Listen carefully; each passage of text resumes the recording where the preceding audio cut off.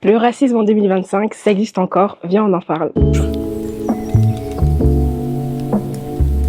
Nous, on s'est vraiment intéressé aux stratégies de communication et de manipulation à travers du coup l'histoire fictive d'un personnage qui se fait happer progressivement par un parti fictif lui aussi d'extrême droite, mais en nous inspirant beaucoup de plein d'éléments aussi qui venaient de nos enquêtes et des interviews qu'on avait menées.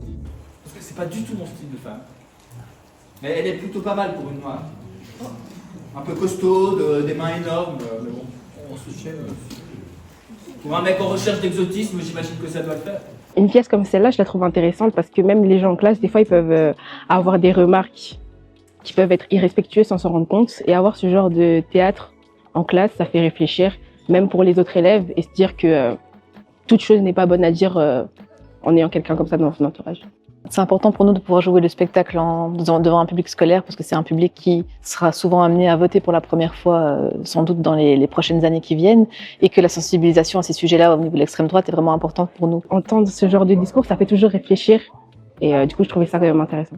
J'ai trouvé que la thématique abordée était quand même assez importante dans notre société, encore plus aujourd'hui, vu les élections encore plus qui se sont passées l'année passée. Il est vrai que le racisme, en fait, il est partout, hein. Il y a juste des fois, on le voit pas. Et il y a des partis politiques et il faut se rendre compte qu'il y en a certains qui le prônent, en fait, sans qu'on le sache. Le problème, tu vois, c'est pas vraiment les étrangers. Bah non. Le problème, c'est ceux qui s'intègrent pas. Et puis maintenant, tous ceux qui débarquent de la Méditerranée.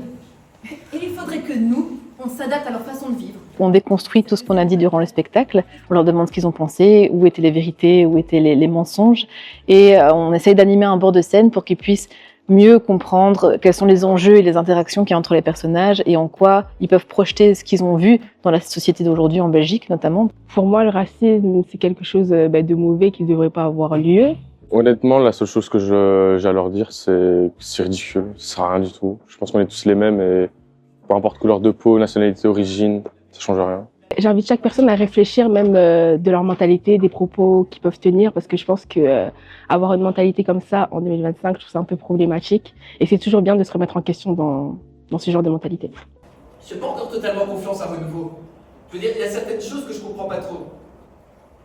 À les entendre, tout serait de la faute des migrants. Je pense que ça a pu parler à plusieurs personnes qui étaient dans la salle avec moi.